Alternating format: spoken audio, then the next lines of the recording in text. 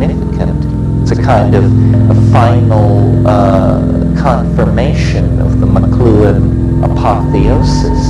And I think visible language is coming. Life in the imagination is to be the life of creativity carried on through these virtual environments driven by linguistic engines. Like that.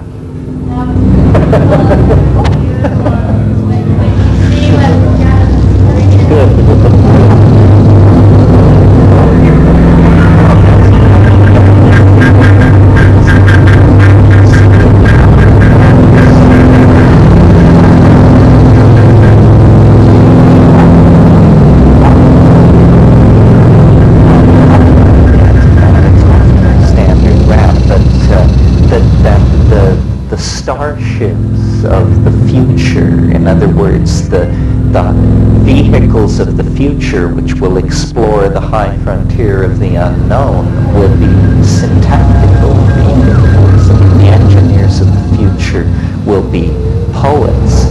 This is what virtual reality holds out to us, the possibility of walking in to the constructs of the imagination. In a way, culture is that. I mean, our cities, bridges, highways, airliners, and art galleries are condensations out of the imagination, but at tremendous cost, because we must make them out of matter.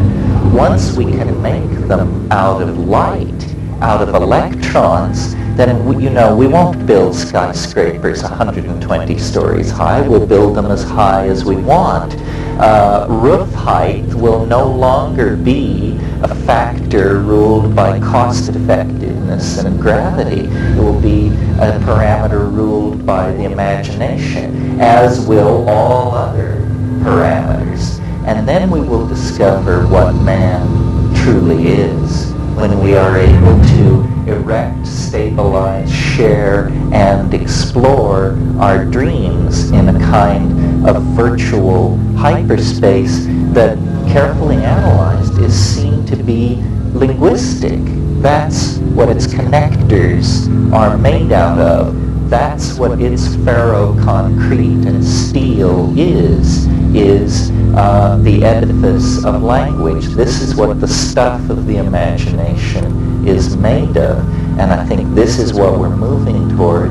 The psychedelic shamans have always known this. Now the psychedelic underground art community points toward this goal and leads the way.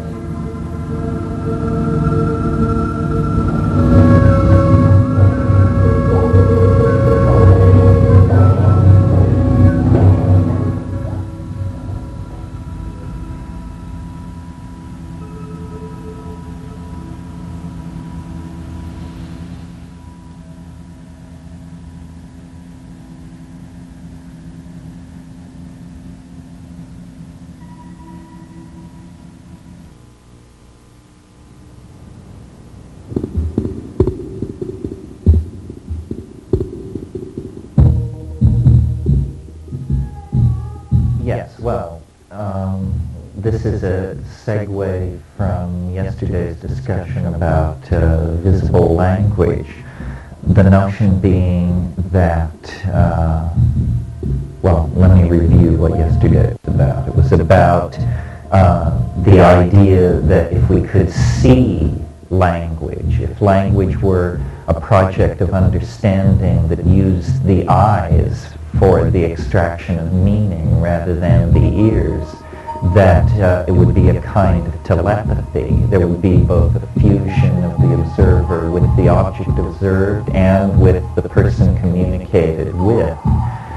The place in nature where something like this has actually evolved and occurred is in the cephalopods, the squid, and the circulittoral octopi. Now these are animals that divided from the human, from the line of development that leads to human beings over 600 million years ago. They're mollusks they're related to to escargot. It's an organism very different from ourselves. Nevertheless, one of the things that evolutionary biologists always talk about is the